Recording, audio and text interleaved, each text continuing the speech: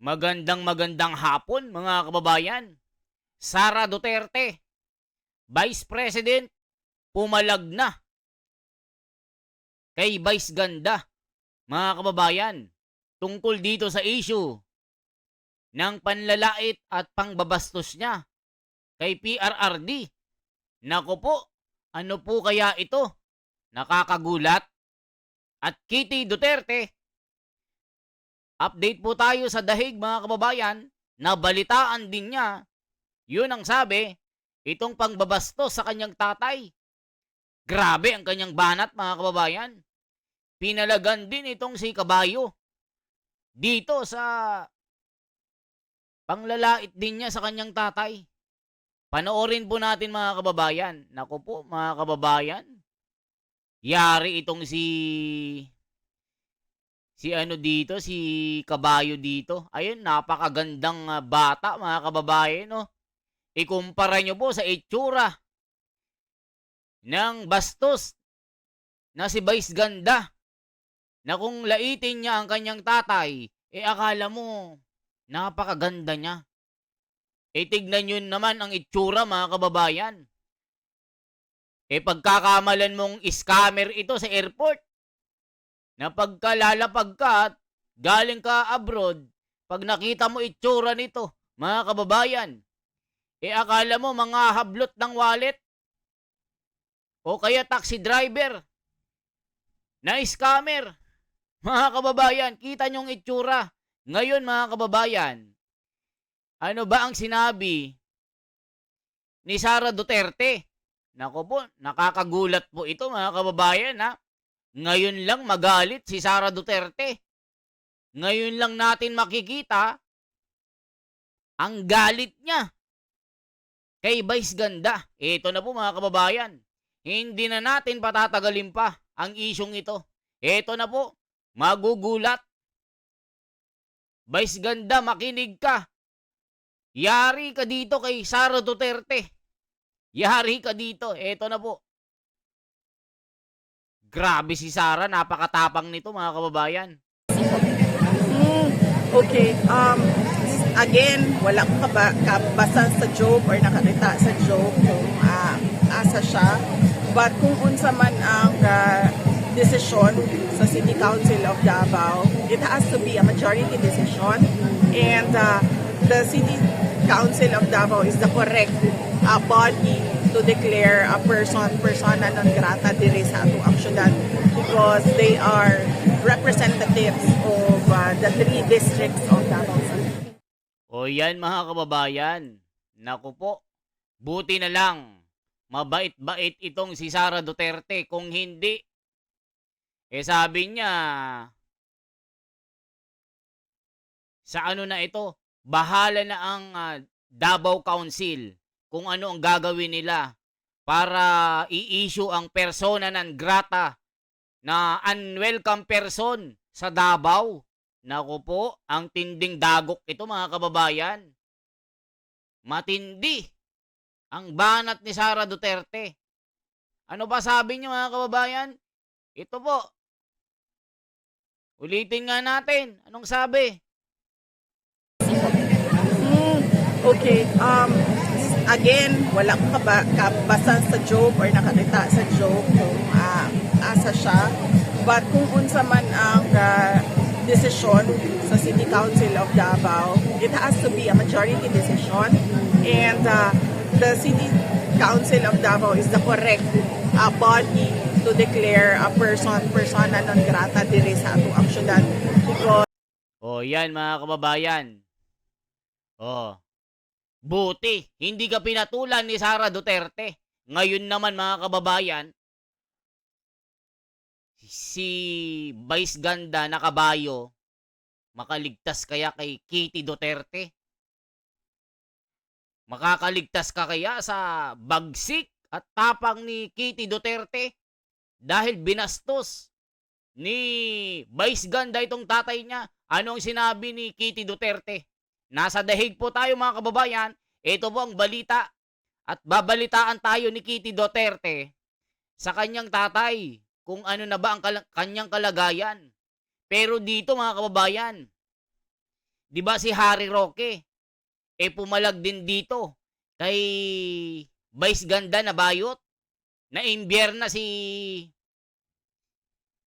Harry Roque dito dahil sa ginawang panlalait ng taong ito na kabayo. Ito po ang sinabi ni Kitty Duterte. Itatanong kaya ni Harry Roque itong isyong ito sa pagyayabang ng kabayong ito na nilait ang kanyang tatay? Ito po ang ating aalamin kung ano ang pasabog ni Sara Duterte or ni Kitty Duterte na kilala nyo po sobrang tapang ng batang ito. Tignan yung itsura ni Kitty Duterte, ikumpara natin sa itsura ng vice gandang ito mga kababayan. Oh, kita nyo, ilong pa lang, akala mo nadaanan na ng pison. Flat na flat ang ilong mga kababayan. Bibig pa lang, akala mo kalyo ng paa. Tignan nyo naman ang ganda ni Kitty Duterte. Ikumpara nyo po sa itsura ni Vice Ganda. Akala mo scammer ng OFW. Mga kababayan, ano? Tignan nyo naman, napakakinis sa bata. Dinagdagan pa ng mga tato. Tignan nyo naman ang mukha ni Vice Ganda. Mukhang tato. Tignan nyo naman. Before and after ang itsura. Makapanlait, akala mo sobrang ganda. Kita nyo, oh. Kala mo snatcher na nahuli ng pulis na mangungutong.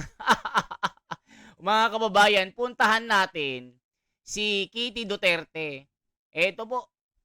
Ayan mga kababayan. Eto na si Kitty Duterte.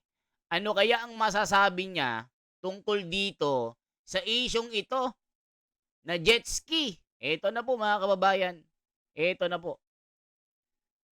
How is Tatay Digong dahil uhaw na uhaw ang buong Pilipinas sa balita? Actually, today it was a slightly more emotional visit because he just realized that the aging is getting to him. He was looking at his hands and then he realized, oh, it's getting skinnier. It's but he's still in high spirits as always. He has this certain persona that keeps up, diba? So he's okay. But ayun, parang he has his realizations about aging, about ganun. And mostly we just talked about family. He checked up on my little sister, yung maliit, si Mira. Si Mera. And then, kamusta? Naglinis siya ng reports. Sabi ko, she's in school, she's doing fine, and magaling niya sumagot. And then he said, pagpasensyahan mo yan, pagtiisan mo yan kasi mana yan sa'yo. So I did say naman, yeah, that I am, very patient with her. And I understand that it's all part of growing up. And yun, he was giving his lectures about growing up in general. And ayun, kinamusta niya yung siblings ko. And I said, all of them are doing well. They're doing excellent jobs, and ayun, they're keeping in mind, they're heeding every advice you give them. Meron bang balita ka sa binigay sa kanya about the Philippines today? Actually, wala. Hindi kami. We focus more on family today because I was supposed to, share some current events, but since nauna siyang magsalita, he asked about my mom first. He's always looking for actually, and he's asking updates on the situation, and I just said that we're doing the best we can and we're making progress in every way. You just have to be patient and to have faith.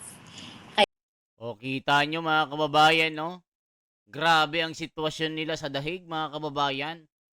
At dito ikukwento niya yung kalagayan ni Tatay Digong. Napakapayat na daw mga kababayan pero sharp yung kanyang mind. Ang itsura daw ni Tatay Digong, imaginin nyo mga kababayan, para siyang si Confucius, yung may mga balbas na daw. Tapos gray hair na daw yung kanyang, yung eyebrows niya. Gray, puti na daw.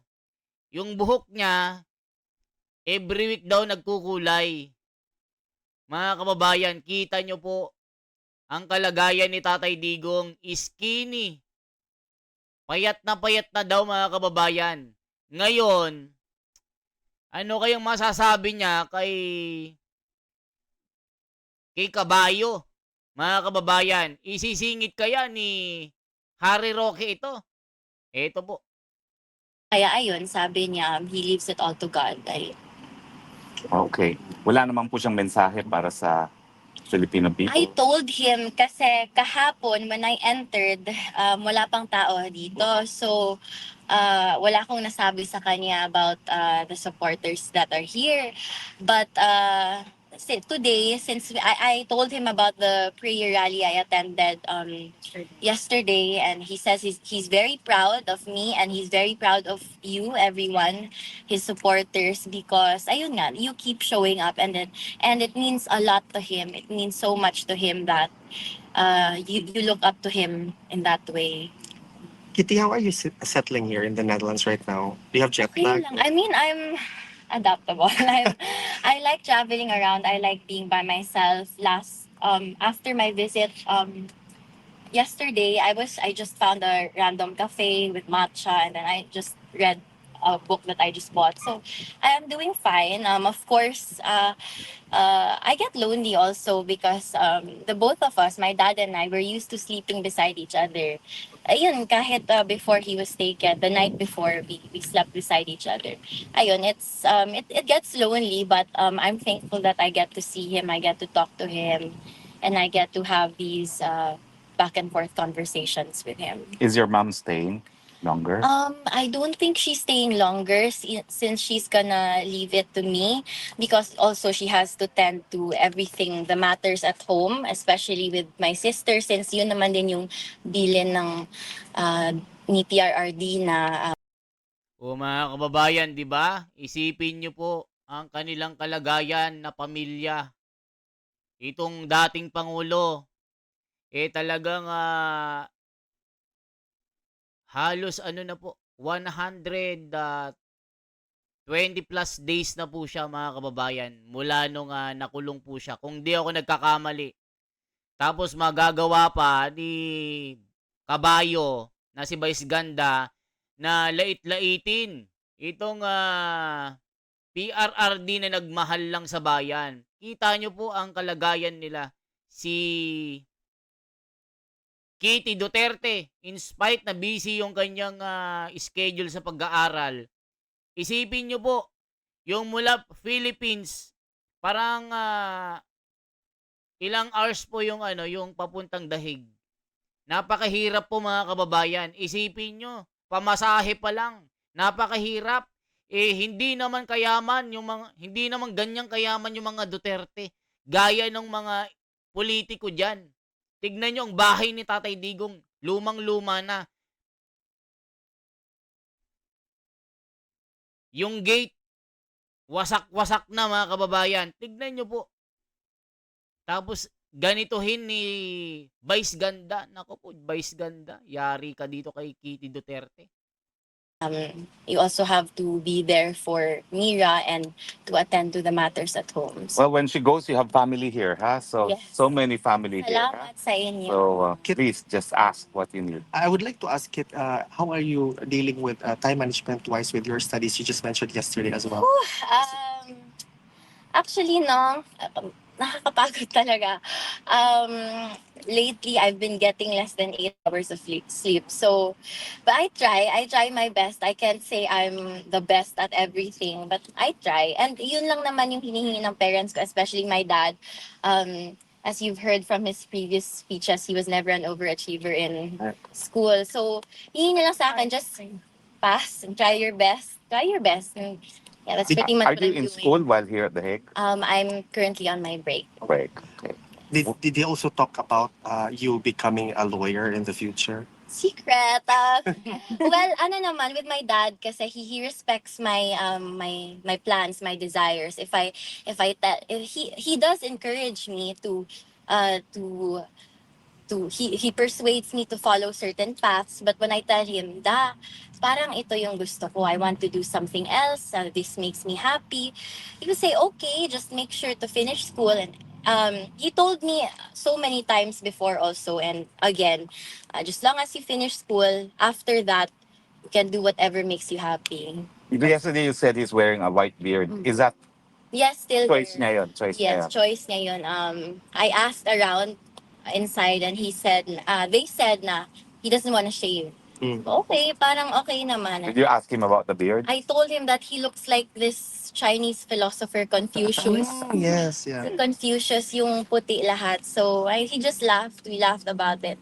And he joked about Confucius being his uncle. So ayun still we're still making light jokes, and ayun, and even the people inside, they tell me that he's a very funny guy. He's a very funny but humble guy. Are you able to give him Diet Coke and snacks? I wasn't able to give him today, but he did request for 7 Up, so I'm going to make sure that I tend to that as soon as possible. But for now, I was told that he has 24 cans of Coke in his room. Okay. O yan mga kababayan, mahilig pala si Tatay Digong sa Coke. So may 12 bottles po siya. Yung kasi yung diet niya mga kababayan. So dito, buti hindi nabanggit ni Harry Roque yung tungkol kay Vice Ganda. Kung nabanggit lang ito, nako po, Vice Ganda, makakatikim ka ng sampal na kambal na pagkapangit mo. Tignan nyo, ang ganda mga kababayan, di ba? Buti na lang po talagang ang haba kasi ng video mga kababayan Pero ang mahalaga po hindi pinansin ni Kitty Duterte itong kapangitan ng kabayong ito. Di ba sabi nga ni Sara Duterte bahala yung City Council ng Davao na mag-issue ng persona non grata na magiging unwelcome person ang taong ito dahil po sa kanyang pagiging bastos. Tapos si Pokwang naman bumanat, nakikisawsaw, pinayuhan ng mga DDS na wag daw i-bash itong nanay ni Vice Ganda. Hoy Pokwang, mag-isip-isip ka. Hindi mo masisi ang mga DDS na nasaktan, na nagmamahal kay Tatay Digong, na hindi madadamay itong nanay Rosario ni Vice Ganda sa kanyang ginagawang kabastusan. Gustong sumikat, gustong gumamit ng ibang tao. Di ba mga kababayan? Yung iba sumisikat naman. Hindi naman nang lalait, pero itong mukhang to, makalait. Akala mo scammer. Tignan nyo akala mo scammer sa airport na marami nang nabiktima. Kita nyo itsura Ngiti pa lang, modus na. Kita nyo buhok pa lang Tapos may wig pa yan. Kung laitin si Camarcoleta, ganun-ganun na lang. Di ba mga kababayan? Anong masasabi nyo dito? Mag-react kayo mga kababayan. Kita nyo naman. Ang kalagayan na PR, ang kalagayan ni Tatay Digong sa Dahig, payat na payat na. May balbas na po, mga kababayan, may balbas na po. May bird na siya. Saka uban-uban na rin yung kanyan, yung dito yung eyebrows niya. Mga kababayan, di ba ito si Vice Ganda nabalita na aksidente. Nasakay-sakay ng kanyang sports car. Naipit ng malaking trucking diyan sa Katipunan, sa Tomas Morato. Buti na lang second life, nakaligtas ito. Di ba mga kababayan, ibig sabihin, kinakarma ka na. Buti, ikalang buhay mo na yan. Kaya ngayon pa lang repentance ba yon? Repentance ba yun mga kababayan? Magsisi ka na? sa mga nagawa mong kasalanan sa kapwa mo, aanhin mo yung kasikatan mo. Kung nakakatapak ka naman ng tao, aanhin mo yung kadami-daming pera mo. Kung ang mga tao naman na tinapakan mo, dahil sumikat ka, yung taong mga ito ang nagdusa dahil sa kabastusan at panlalait mo. Di ba mga kababayan? Kaya inaaway ito ni Christopher Min eh. Di ba? Tapos, ibabash pa ni Kabayo itong mga DDS na demonyo. Gumaganon pa siya, demonyo kayo. Demonyo kayo, ganun. Nanonood lang naman kayo sa mga cellphone nyo. Di naman kayo bumibili ng ticket. Makareact kayo. Demonyo. Ganun yung sinasabi mga kababayan. So anong masasabi nyo dito? Yan lamang po ang ating bahagi mga kababayan. Maraming salamat sa inyo. Hanggang sa muli, isang like po, isang share at isang subscribe. At sana po mag-join button na rin kayo sa ating community. Salamat po. Once again, ako si The Wonders Philippines. Mabuhay po.